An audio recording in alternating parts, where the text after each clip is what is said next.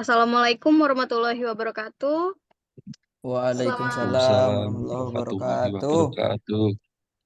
selamat malam. Kembali lagi bersama saya, Milinia Citra, yang sebagai host kali ini bersama dengan rekan saya. Saya Arsy Valentino Rabani sebagai host 2 dalam podcast kali ini. Oke, topik kali ini kita mengangkat topik yaitu keamanan dan keselamatan transportasi.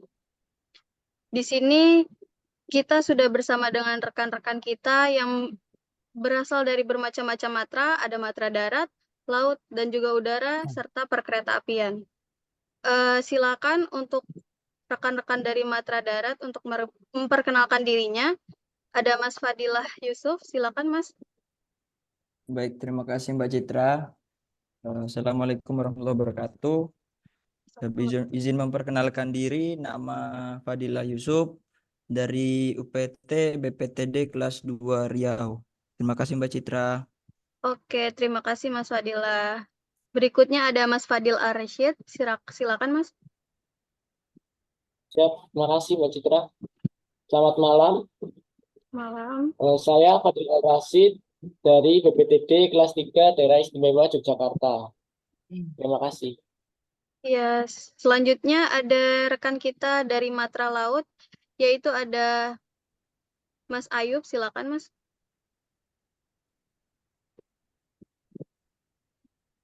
TP kelas 4 Anggrek. Terima kasih. Oke, terima kasih Mas Ayub. Berikutnya ada Mas Ahmad Ansori. Mohon izin, nama saya Ahmad Ansori. Saya berasal dari UPT BP2 Tel Jakarta. Terima kasih. Oke, selanjutnya ada Mas Catur. Mohon izin Bu Citra, perkenalkan nama saya Catur Fitra Widianto dari UPP kelas 3 Laiwi. Terima kasih. Oke, terima kasih Mas Catur. Berikutnya ada Mas Andala, silakan Mas. Assalamualaikum warahmatullahi wabarakatuh.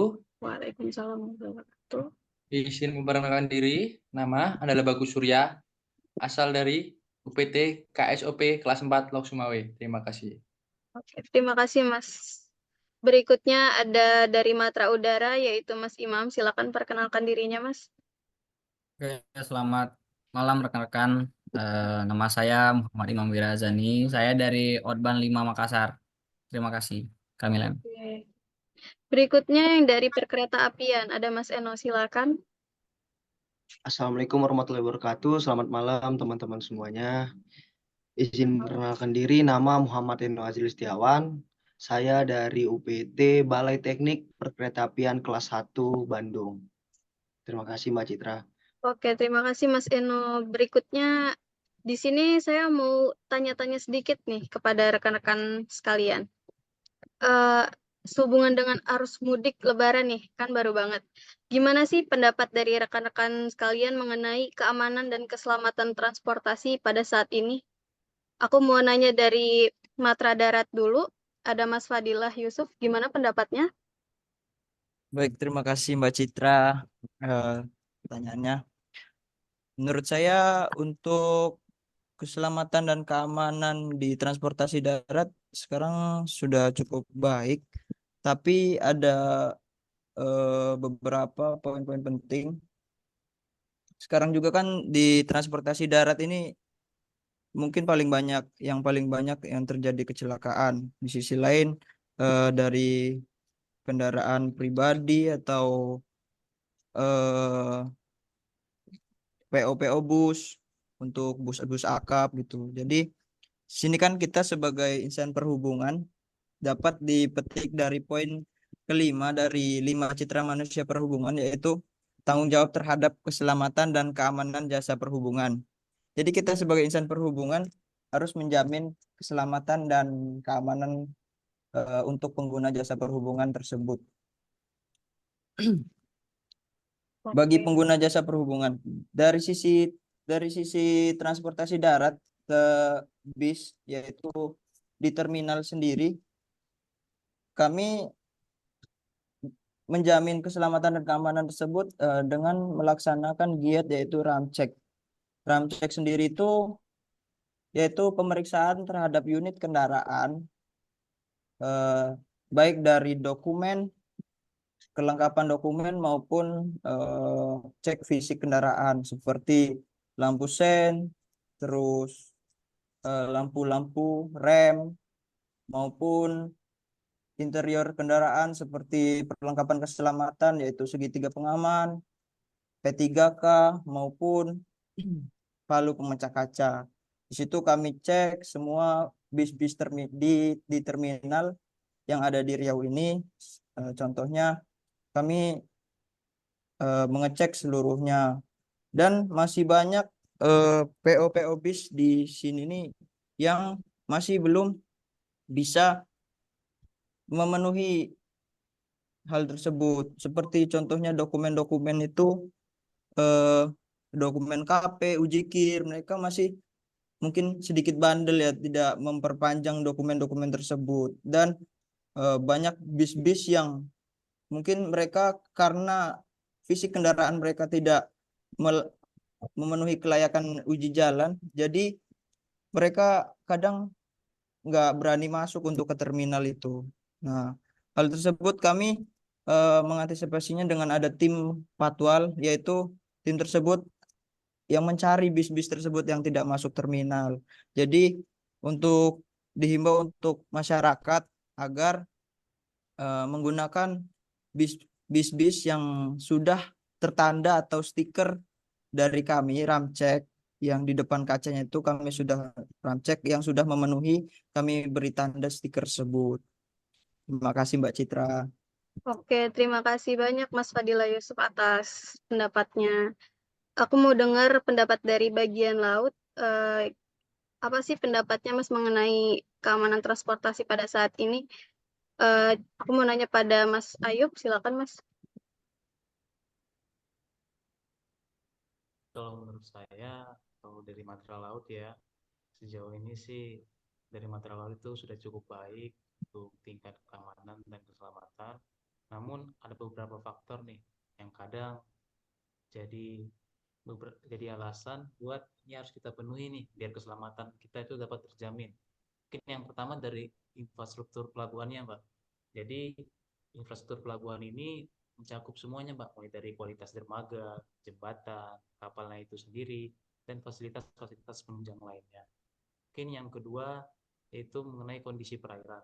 Kan kita tahu nih, tidak semua kondisi perairan di Indonesia ini yang harusnya ada yang tenang, dan juga yang bergelombang lebih tinggi. Jadi itu semua harus disesuaikan, Mbak, demi menjaga keselamatan juga. Dan dari orang-orang yang awak kapalnya juga, Mbak, kayak kita jadi perlu adanya pendidikan dan pelatihan bagi awak kapal agar mereka selalu dibekali dengan pengetahuan dan keterampilan agar mereka nih, Mbak, yang bawa kita, jadi kayak nyawa kita di tangan mereka tuh, jadi biar selamat awak kapalnya yang bertugas harus punya keterampilan. Terus dengan ini juga mungkin, Mbak, dengan penyediaan alat-alat keselamatan. Jadi dengan adanya alat-alat keselamatan yang mumpuni, jadi mungkin dapat lebih mengcover apabila ada terjadi suatu trouble seperti adanya pelampung, alat pemadam kebakaran, dan peralatan-peralatan kondisi darurat lainnya. Dan mungkin dengan kondisi darurat tersebut harus adanya prosedur darurat, Mbak. Jadi mungkin di pelabuhan-pelabuhan kita ini sudah ditetapkan bagaimana proses dan cara-cara prosedur darurat yang dijelaskan. Mungkin ini akan lebih bermanfaat apabila kita dapat mensosialisasikannya kepada masyarakat-masyarakat yang biasa menggunakan moda transportasi laut. Mungkin yang terakhir, tidak hanya bicara tentang keselamatan, tapi kita juga harus menjaga lingkungan kita, di mana menjaga lingkungan ini merupakan salah satu upaya kita juga untuk melestarikan Indonesia. Dan keselamatan pelayaran di pelabuhan, Mbak, kalau menurut saya sih kayaknya itu bukan tanggung jawab kita sendiri ya. Jadi itu harus ada pihak-pihak terkait yang harus berupaya bersama untuk terciptanya keselamatan pelayaran. Oke, mungkin dari saya segitu aja, Mbak. Oke, terima kasih banyak Mas Ayub atas pendapat yang diberikannya. Aku mau dengar dari sama-sama mitra darat, dari Mas Ahmad Ansori, apa sih pendapatnya, Mas? Oke, untuk Mbak pembawa acara sebelumnya dikoreksi saya dari Matra Laut. Tapi saya ingin menambahkan bahwa untuk keselamatan tentunya pada saat angkutan Lebaran, tentunya dari Perhubungan Laut itu sudah menyiapkan pos di posisi tertentu, di lokasi tertentu untuk mengontrol dan memantau arus angkutan Lebaran melalui Matra Transportasi Laut. Tentunya dari kru kapal sendiri tentunya sudah melakukan drill atau simulasi keamanan pada saat keadaan darurat. Tentunya dilakukan kurang lebih 1 minggu sekali pada umumnya, dan tentunya lebih rutin untuk mempersiapkan sebelum arus mudik Lebaran. Jadi tentunya sudah diperhitungkan, disiapkan alat-alat keselamatannya seperti contoh life jacket, life raft, ataupun life boot tentunya sudah diperhitungkan jumlahnya sesuai dengan penumpang, sehingga jika terjadi keadaan darurat tentunya kita dapat mengurangi terjadinya risiko. Mungkin itu aja Mbak Citra. Oke, terima kasih banyak Mas Ansori. Maaf dari Matra Laut ya. Oke. Selanjutnya aku mau nanya pendapat dari Matra Udara, yaitu Mas Imam. Silakan Mas, apa pendapat? Saya cuma mau menyampaikan 2 poin sih. Yang pertama, angkutan Lebaran ini membawa banyak dampak ekonomi, pemulihan ekonomi di bidang penerbangan. Karena seperti yang kita tahu di 2022 dan 2023 itu sangat merosot pemasukan seperti Angkasa Pura I, Angkasa Pura II, dan Kementerian Perhubungan Udara. Nah, di sini eh, data yang saya dapat di 2024 ini di angkutan Lebaran saja itu ada 2.000 penerbangan extra flight. Karena kan itu bisa dibilang sebagai pemulihan ekonomi lah di bidang udara. Dan poin kedua, tetap saja walaupun ekonominya udah mulai pulih, keselamatan penumpang tetap dijaga. Nah, dijaga itu dari Odban sendiri, kami melakukan ramcek dan pengawasan fasilitas-fasilitas bandara seperti fasilitas Gar Batara. Apa itu Gar Batara? Gar Batara tuh yang berfungsi untuk eh, sebagai penyalur penumpang dari pesawat ke bandara. Itu aja Mbak Mila. Oke, Terima terima kasih. kasih banyak Mas Imam. Yang terakhir dari Matra Perkereta Apian nih, Mas Eno, bagaimana sih pendapatnya Mas? Izin menjawab untuk pendapat saya tentang persiapan. Jadi untuk perkereta apian ini telah melakukan persiapan untuk angkutan Lebaran, khususnya angkutan Lebaran dan angkutan Nataru. Jadi untuk arus mudik, angkutan Lebaran ini telah dipersiapkan oleh khususnya dari Kementerian Perkeretaapian, Kementerian Perhubungan di Dirjen Perkeretaapian, yaitu di Balai Teknik Perkeretaapian kelas 1 Bandung, yaitu melakukan kegiatan ramcek di daerah Daop 2 dan juga Daop 3 sesuai wilayah dari BTP Bandung. Nah, untuk yang dilakukan ramcek itu pada kereta dan juga lokomotifnya. Jadi untuk sarana kereta dan lokomotifnya itu dicek seperti speedometernya, lampu penerangan kabin, wipernya, washer, rem parkir, rem darurat, dan segala eh, peralatan-peralatan yang digunakan baik di lokomotif ataupun di kereta seperti alat pemadam dan lain-lainnya. Nah, setelah dilakukan ramcek, kereta yang layak jalan akan dilakukan pemasangan stiker penanda bahwasannya kereta ataupun lokomotif tersebut sudah dilakukan ramcek. Dan jika ada kereta atau lokomotif yang tidak lulus ramcek, biasanya akan diberitahukan kepada KAI dan dicatat di BA-nya, di berita acara, apakah bisa langsung diganti ataupun menunggu proses diganti, jadinya nanti terinfo dengan jelas. Jadi kalau misalnya langsung diganti, nanti akan langsung dipasang stiker, namun jika digantinya nanti, ya dipasang stikernya juga setelah dilakukan pergantian. Jadi insya Allah untuk sarana lokomotifnya dan juga sarana keretanya sudah terjamin layak untuk berkendara, Mbak Citra. Oke, terima kasih banyak Mas Eno dan rekan-rekan yang lainnya sudah menyampaikan pendapatnya. Dari rekan lain nih, yang dari laut maupun darat maupun udara atau perkeretaapian. Ada nggak sih yang mau menanggapi masing-masing pendapat dari rekan-rekan kita yang udah berikan tadi? Yang dari Matra Laut, Mas Catur, silakan. Ada nggak yang Mas mau tanggapi dari matra lain? Mohon izin, saya ingin tanya untuk menanggulangi ada juga dari Matra Darat maupun Matra Kereta Api. Itu kan sudah dilakukan ramcek ya. Itu kalau sudah nanti akan dipasangi stiker untuk menanggulangi kepalsuan dari stiker itu. Apakah ada sistem informasi untuk mengecek dari unit lain agar bisa mengecek apakah sudah melakukan ramcek atau belum? Mungkin itu saja yang bisa saya tanyakan. Terima kasih. Ya, baik. Terima kasih Mas Catur. Dari Matra Darat, ada yang mau menanggapi? Mas Fadil? Izin, izin Mbak Citra, izin Mas Catur, izin menanggapi. Untuk pertanyaan yang tadi itu masalah stiker di Matra Darat sendiri tuh untuk stikernya itu kan biasanya ditempel di bus apabila terjadi arus mudik ataupun arus balik dari tempat mudik. Untuk stikernya itu biasanya itu pembedanya itu yang pertama isi dari stikernya itu isinya itu ada nomor kendaraan, nomor uji kendaraan, tanggal penginputan datanya, tanggal berlaku stikernya, dan juga pembeda dari setiap stiker itu ada nomornya, nomor seri dan juga barcode. Apabila di-scan, nanti muncul semua data dari kendaraan yang sudah ditempeli stiker itu. Karena sebelum kita menempelkan stiker, kita itu sudah diharuskan untuk menginput data kendaraan tersebut di sebuah web yang namanya Mitra Darat. Terima kasih.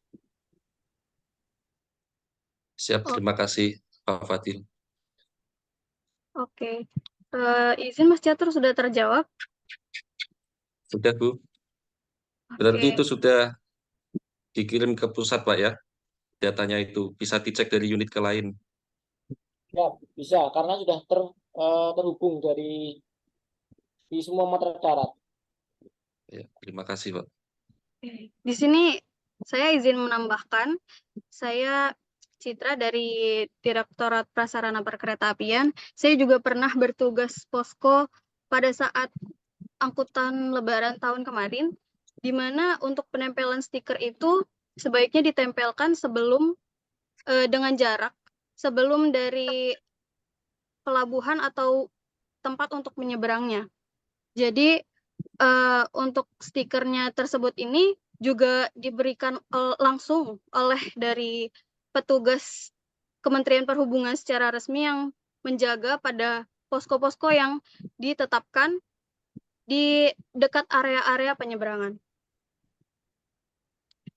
Oke, selanjutnya dari Matra Laut. Yang lain, Mas Andala, ada tanggapan lain, Mas? Izin Mbak Citra, Mm-mm. saya izin mempertanyakan. Ya ini lebih khususnya ke matras lain laut ya, karena saya juga berkebetulan berpenempatan di UPP kelas 2 Bintuni. Saya ada pertanyaan terkait stiker ini. Apakah jika sebuah kendaraan atau moda transportasi tidak memiliki kelayakan yang sesuai sehingga tidak memiliki stiker, apakah sanksinya cuma tidak dikasih stiker? Bukannya kalau cuma tidak dikasih stiker tidak akan menimbulkan efek jerah, Bapak? Ataukah mungkin ada efek lainnya, ada sanksi lainnya mungkin seperti kalau di kesabandaran mungkin ketika kapal tidak memiliki kelayak lautan atau kelengkapan dokumen, maka kita bisa memiliki hak untuk menunda kapal tersebut. Untuk jadi apa itu selain stiker mungkin adakah sanksi mungkin kayak kalau di kepolisian mungkin saya pernah merasakan ditilang dikarenakan saya tidak membawa SIM. karena mungkin lampu sen saya mati. Mungkin kalau di kereta api, apakah cuman tidak dikasih stiker aja atau ada sejumlah sanksi lain? Mungkin sanksi yang seperti apa begitu, Bapak? Oke, izin menjawab dari Mas Arsi. Singkatnya, sebenarnya dari BTP Bandung dan KAI itu berkolaborasi. Jadi untuk maka dari itu biasanya saat udah ditegur atau diingatkan dari pihak BTP Bandung, biasanya dari pihak KAI akan langsung melakukan perbaikan di bagian mana saja. Jadi jarang ditemuin saat sudah dikasih teguran apa yang rusak dan tidak dilakukan perbaikan, malah dibuat tetap berjalan keretanya. Itu jarang ditemuin, bahkan bisa dibilang tidak ada. Jadi dapat dipastikan kalaupun nanti dia tidak dilakukan perbaikan, itu mungkin dia sangat butuh waktu yang lebih lama untuk melakukan perbaikannya, dan kereta tersebut nggak akan tidak akan melakukan perjalanan sampai dilakukan perbaikan tersebut lalu dipasangkan stiker. Mungkin itu dari Mas Arsi. Terima kasih. Baik, terima kasih Bapak Eno. Perjawabannya sangat memuaskan. Terima kasih. Mungkin kawan-kawan ada jawaban yang lain.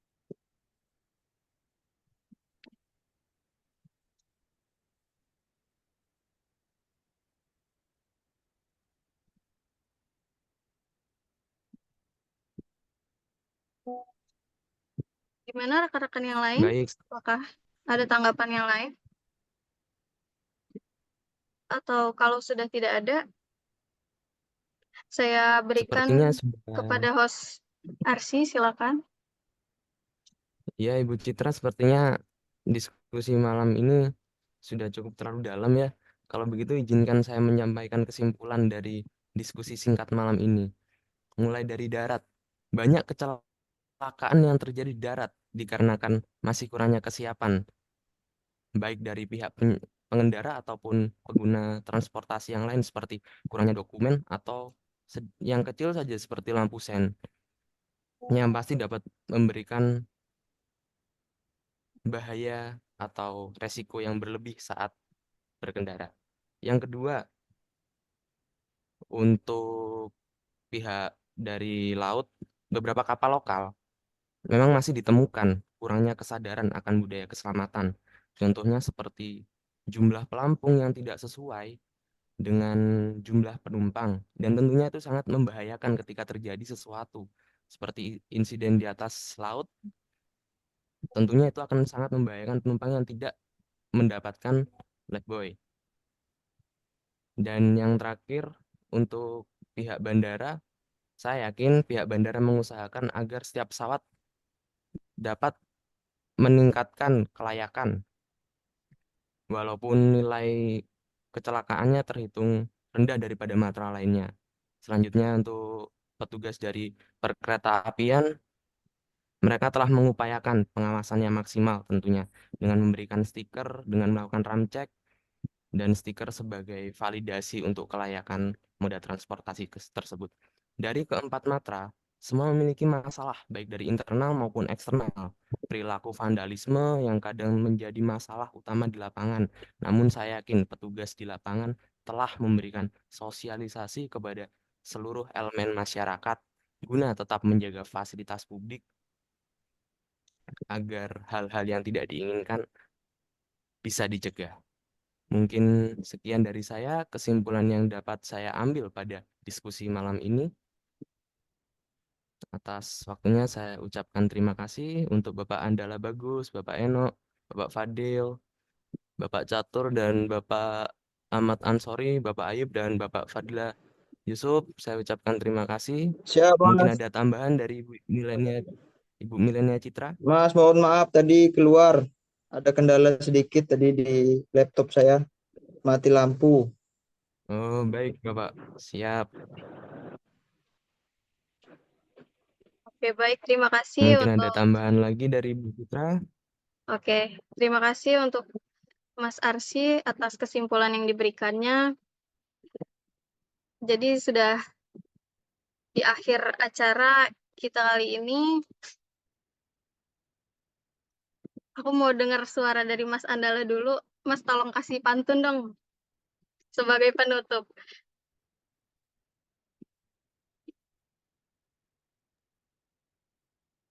Saya belum ada pantun apa-apa nih, Mbak. Waduh. Saya adanya kesimpulan aja sih. Oke, boleh silakan.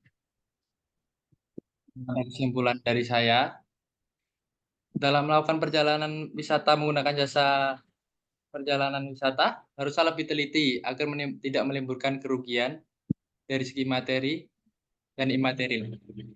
Oleh karena itu harus adanya penanganan yang represif dalam keperdataan yang dikenal dengan tanggung gugat. Maka dari itu konsumen harus memahami apa saja pengertian ruang lingkup tentang tanggung gugat dalam konsep tanggung gugat. Selain itu, juga haruslah ada hukum antara kedua belah pihak agar mengetahui yang bertanggung jawab atas kerugian yang ditimbulkan. Terima kasih. Oke, terima kasih Mas Andala. Terima kasih untuk semuanya. Mari kita berikan tepuk tangan terlebih dahulu. Terima kasih. Oke, terima kasih untuk rekan-rekan sekalian dari Matra Darat, Laut, Udara maupun Perkeretaapian. Untuk kali ini saya akan menutup dengan Assalamualaikum warahmatullahi wabarakatuh. Waalaikumsalam Waalaikumsalam warahmatullahi warahmatullahi Waalaikumsalam wabarakatuh. Terima kasih Mbak Citra. Terima kasih Mbak Cita, terima kasih semuanya. Terima kasih. Ya. Terima kasih semuanya.